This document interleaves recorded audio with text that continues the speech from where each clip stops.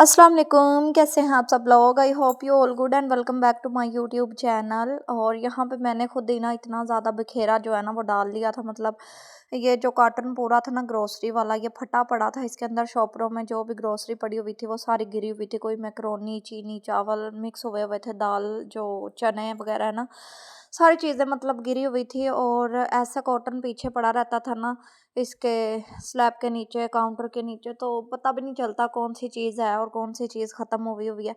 एक तो होता है ना कि जार में सारी ग्रोसरी पड़ी होती है, तो आप देखते रहते हो कि ये जार खाली हो गया, इसमें इतनी रह गई है, ये चीज़ इतनी ये आने वाली है या ये ख़त्म हो गई है, तो वो नज़र में रहती हैं।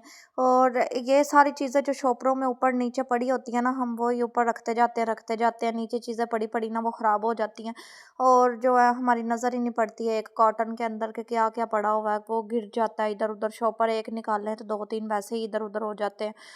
एक ये कॉटन फटा हुआ था जिसमें सारे ये डिब्बे शिब्बे थे, और कुछ ये जग वगैरह थे, बाउल्स वगैरह थे। और बस मैं इनमें से भी देख रही थी जो चीज़ें ज़्यादा यूज़ की हैं ना बस मैं वही रखूँ, और जो चीज़ें यूज़ की नहीं है ना उनको मैं निकाल दूँ और इस वाले कॉटन को भी फेंकूँ, क्योंकि ये जगह जो है ना वो खाली हो जाए। जैसे हम रेंट का घर छोड़ के आए थे ना, ये सारे कॉटनों में चीज़ें भर के लाए थे, लग लग के हमें पता हो इस वाले कार्टन में ये बर्तन है शीशे के हैं, एक कॉटन में डिनर सेट वगैरह, प्लेट्स वगैरह हैं, और एक में ये प्लास्टिक के बर्तन हैं। इस तरह ना मैंने खुद ये सारे कॉटन जो हैं वो बनाए थे जब उधर किचन खाली किया था। और ये देखें यहाँ इतनी सारी स्पेस निकल आई। आटे की जो बाल्टी है ना, इसको मैंने अच्छे से इसकी लिड वगैरह धो के सुखा के यहाँ पे रख दिया। और आगे इतनी ज़्यादा अभी ना जगह बाकी थी, कोई और चीज़ भी यहाँ रखी जा सकती है, बट मैं कुछ रखूँगी नहीं। और ये रही सारी ग्रोसरी जो मेरे पास, ये जैम वाले जार खाली होते जाते थे ना, वो धो धो के सुखा के उनमें मैंने कुछ चीज़ें ऐड की हैं। कुछ और डिब्बे थे मेरे पास, जितने थे उनमें मैंने चीज़ें डाल दी हैं, झाड़ू वगैरह लगा दिया। और ये प्लास्टिक के भी जो ज़रूरत के हैं ना बर्तन, ये जो लंच बॉक्स वगैरह और कुछ डिब्बे शिब्बे, ये मैंने रख लिए हैं। बाकी बाउल शाउल सारे धो के किचन सारा साफ़ सुथरा कर दिया, और यहाँ से भी झाड़ू शाड़ू दे के ना ये जगह भी क्लीन कर दिया। और अभी मैं सारा किचन से फ्री होके ना अभी रूम में आई थी, और अनाया देखें बेचारी साइड पे सो गई है अपने पापा के साथ। और सोए सोए उसके हाथ से ना कहीं फ़ोन नीचे गिर गया और फ़ोन चल ही जा रहा था। 10 बज गए थे जब मैं फ्री होके आई हूँ रूम में। और अभी बस अनाया को लिटाती हूँ सीधा करके, और फिर सुबह उठ के और बहुत सारे काम है। सुबह जैसे ही हुई जन्नत को स्कूल भेजा, नाश्ता वाश्ता किया, तो हेल्पर आ गई थी कपड़े धोने। अभी ये अपना काम कर रही है, कपड़े धो रही है, और मैं पास पास जो है ना मेरा किचन है वो समेटूंगी। जो रूम की हमने छोटी सी अलमारी रखी हुई थी ना ड्रेसिंग टेबल के साथ विंडो के आगे, वो मैंने वहाँ से हटा दिया। उसको मैंने फ्रिज के साथ ना रख के, तो उसमें सारी जो ग्रोसरी वगैरह है ना और डिब्बे शिब्बे वो ऑर्गेनाइज किए हैं। ये देखें, ये वाली अलमारी थी, इसकी मैं बात कर रही थी। और ये इतनी फिट आई है ना इतनी कुछ जगह पे, मतलब ये जो है फ्रिज के साथ बिल्कुल परफेक्ट इतनी सही आई है ना कि जैसे कि इसी जगह के लिए ही बनी थी। रूम में ये मुझे बिल्कुल भी अच्छी नहीं लगती थी। ट्रे वगैरह धो के मैंने लगा दी हैं पीछे। ऊपर का ये इसका ना एक जो डोर है वो टूटा हुआ है, लगा पहले हुआ था लेकिन अब नहीं है। और ये जो ऊपर वाली शेल्फ है इस पे मैंने सारे ये देखें डिब्बे शिब्बे जो मसालों के है ना वो रख दिए हैं। और नीचे ये sauce pan, fry pan, daily use की जो बेसिक हमारे घर की जो चीज़ें होती हैं ना, बर्तन होते हैं, वो मैंने रख दिए हैं। बस अब सारा कुछ सिमट गया। यहाँ पे जो है ना एक कॉटन और पड़ा था, उसमें से भी मैंने जो बर्तन मेरे यूज़ में नहीं आ रहे थे वो सारे मैंने निकाल दिए, और कॉटन को ना मैंने ऊपर छत पे रखवा दिया था। और यहाँ से भी ये देखें अब स्पेस इतनी निकल आई है कि आसानी से ना अब कोई भी आए जाए तो बर्तन निकालने में मुश्किल नहीं होगी। ये जो इतना बड़ा कार्टन है इसमें डिनर सेट है पूरा। तो ये बड़े बड़े पतीले, इतनी बड़ी सारी ट्रे, प्रेशर वगैरह, ये सारे ना मैंने वैसे ही पैक करके धो के सुखा के एक साइड पे किए हुए हैं, क्योंकि इनकी कभी कभार ज़रूरत पड़ती है।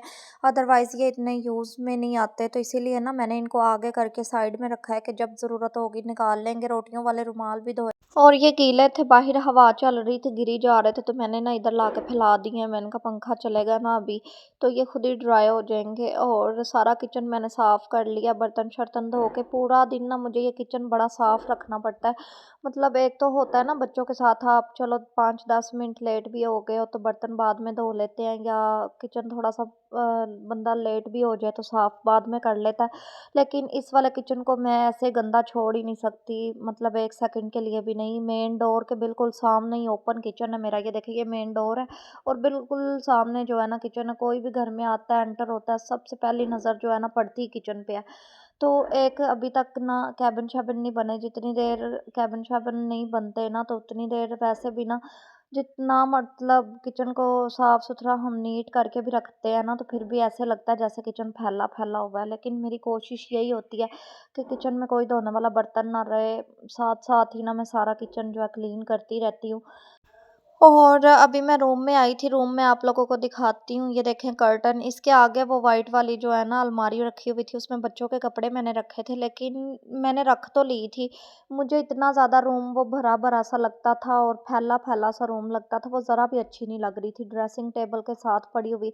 मुझे ना सिर्फ़ बेड सेट रूम में अच्छा लगता है, और विंडो के आगे कर्टन जो मैंने लगाया है ना नया, इसके आगे रूम चेयर और कॉफ़ी टेबल जो है ना, रूम की जो 2 चेयर होती हैं वो हमने सोचा हुआ है, दोनों मियाँ-बीवी ने, कि हम वो ला के रखेंगे, रूम में अच्छी भी लगेंगी और ना एक बड़ी अच्छी-सी लुक आती है रूम की। अभी मैंने पूरा रूम साफ़-सुथरा कर दिया, सारी सफाई घर की कर दी है, तपड़ियाँ-शपड़ियाँ जो है ना सरफ़ वाली लगा दी हैं, पंखे चलाए हुए हैं, और अहमद जंपिंग करता रहता है, और मैट्रेस पे मैं इसको मना करती हूँ जंपिंग नहीं किया करो, तो फिर भी ये बाज़ नहीं आता। और हेल्पर ने इतने जो है ना कपड़े वॉश करके ये फैला भी दिए थे, लेकिन जितनी देर हमारे घर में रस्सियाँ नहीं ना बंध जाती, उतनी देर कपड़े बहुत ज़्यादा गंदे होते हैं। वो बेचारी धो के डालती जाती है, हवा चल रही होती है, नीचे गिर-गिर के कोई बाहर प्लॉट में जो गिर जाते हैं, कोई इधर अंदर गिर जाते हैं, गंदे हो जाते हैं, तो बड़ी ज़्यादा वो है ना, वो एक टेंशन सी बनी हुई है, हम दोनों के लिए ही, हेल्पर के लिए भी और मेरे लिए भी। तो ख़ैर ये काम हमारे करने वाला ही नहीं है कि जो हम खुद से कर सकें, ये काम आसिफ़ के करने वाला है, जो कि पेंडिंग पेंडिंग जा रहा, पता नहीं वो कब करके देंगे हमें। तो फिर मैंने खाना बनाया, यहाँ पे खाने में क्या बनाया ये भी मैं भूल गई हूँ। एक तो वॉइस ओवर जब आप कर रहे होते हो ना, कुछ समझ नहीं आ रही होती क्या बोलना है और क्या नहीं बोलना। तो ख़ैर यहाँ पे सूट सिल के आया था आसिफ़ का नया, मैंने सोचा आप लोगों को भी दिखा दूँ। इसके साथ से ये जो मुझे था कि कपड़ा ज़्यादा निकलेगा, अहमद का एटलीस्ट जो है ना कुर्ता तो बनेगा, चलो पूरा सूट नहीं तो इतना ज़्यादा कपड़ा निकलता है आसिफ़ के सूट के साथ से, लेकिन टेलर ने बिल्कुल थोड़ा-सा कपड़ा बचा के दिया। मैंने कहा इसमें तो एक निक्कर भी नहीं बननी है, मैं इसको क्या करूँ? अभी सूट को मैंने रख दिया, मैंने कहा इसको धोबी के पास भेजेंगे, क्योंकि टेलर के पास आपको पता है कपड़े काफ़ी दिन रहते हैं तो गंदे होके ही घर आते हैं, जब भी नए कपड़े सिल के आते हैं। ये था रेंट का घर जिसमें मैंने कोई 1.5 साल, मतलब 1.5 साल एक अरसा होता है जो मैंने गुजारा है इस घर में। इसी काम से मैं बाहर आई थी, गुजर रही थी, मैंने सोचा आप लोगों को भी दिखा दूँ। आज का व्लॉग था यहीं तक, होप यू लाइक इट। अल्लाह हाफिज़।